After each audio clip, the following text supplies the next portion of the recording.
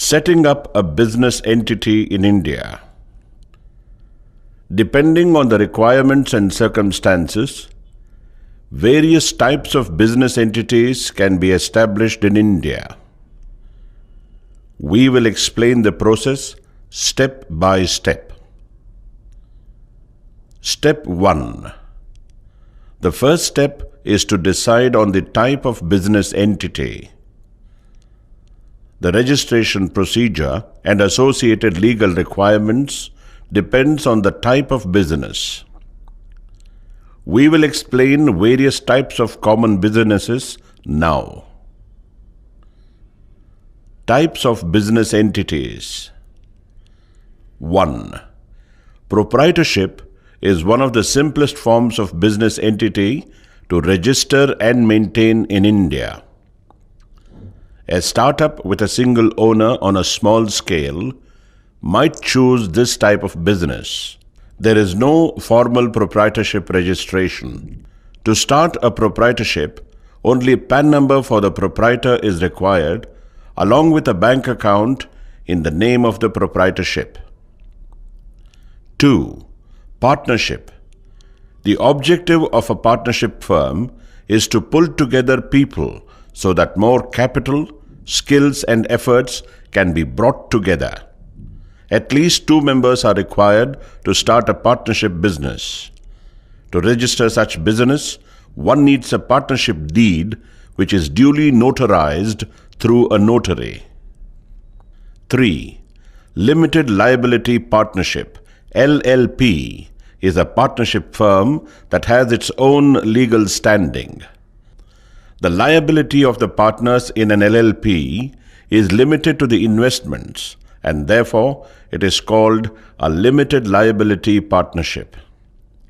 LLP is governed by the provisions of the LLP Act 2008. The registration of LLP is done through Registrar of Companies, that is, ROC. First, the partners need to register at ROC and get Designated Partner Identification Number, and thereafter they can apply for registration of LLP online. 4. A private limited company is similar to LLP and is a separate legal entity from its directors and owners. Being more complex, a private limited company is established only when the business grows significantly or if a business involves significant capital and efforts. Limited companies are governed by the provisions of the Companies Act 2013.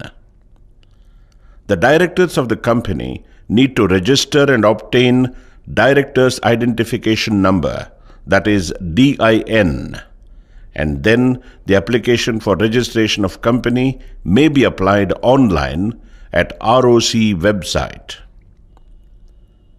5. One-person company is similar to a limited company. Only one person is required who can be a shareholder as well as the director of the company. New concept in India, which has been introduced by the Companies Act 2013 and is useful for small companies with less than 50 lakh rupees annual turnover. 6. A registered society is managed by a governing body answerable to each other. The donors and the registrar of societies are informed on decisions made by the governing body. It is registered under Societies Registration Act 1860. 7. Trust enables the transfer of ownership from the first person to a second person for the benefit of a third person. It is governed by a board of trustees. Private trusts are registered under the Indian Trusts Act 1882. Hindu Undivided Family (HUF) consists of persons lineally descendant from a common ancestor. HUF is governed by the provisions of Hindu law. A business entity can be registered as an HUF as well.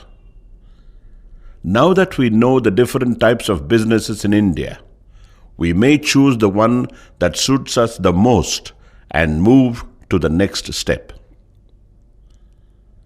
Step 2. One needs to identify what nature of the business the firm registered in Step 1 would conduct. From export-import perspective, one can choose any one of the options. Manufacturer. A manufacturer has a unit which takes in raw materials and processes them to create finished goods. As per the foreign trade policy, manufacture includes processes such as refrigeration, repacking, polishing, labeling, reconditioning, repair, remaking, refurbishing, testing, calibration, re-engineering. For manufacturers, the moment your turnover crosses a certain threshold, one has to pay excise duty before the goods can leave the factory gate. For the sake of paying excise duty, a central excise registration certificate has to be obtained. In addition, other registrations such as VAT, industrial license, pollution control, fire safety, and such might be applicable depending on the nature and type of manufacturing activities. Merchant. Merchants do not have their own manufacturing setup. Merchants buy goods from a manufacturer or another merchant and then sell the goods to customers or other merchants or manufacturers in India or abroad. Both merchants and manufacturers are allowed to carry on export-import businesses in India. Merchants too need to register with applicable agencies like State Commercial Tax Department, merchant guilds, etc. Service provider. Services provider provides intangibles like consultancy services, IT services, BPO services, etc. All service providers need to register with Service Tax Department and pay service tax as applicable once the turnover crosses a certain threshold. In addition, they may also register with various service sector associations such as NASSCOM, etc. Step 3. Value Added Tax, VAT registration, is a tax registration required for businesses trading or manufacturing goods in India. VAT is collected and governed by the state government. VAT registration is mandatory if turnover is above 5 or 10 lakh rupees, depending on the state. Summary. To recap this video, one needs to first decide on the type of business entity depending on the size, scale, and requirements as explained in Step 1. Then, one needs to register the business entity as detailed in Step 1 and Step 2. Thereafter, depending on the type of business and turnover, one has to check whether they are required to get their excise, service tax, and VAT registration done. One may refer to the websites of Ministry of Corporate Affairs, www.mca.gov.in, for more details on registrations at Step 1. One may refer website of Central Board of Excise and Customs, www.cbec.gov.in, as well as State Commercial Tax Department for more details on Step 2 and Step 3 registrations.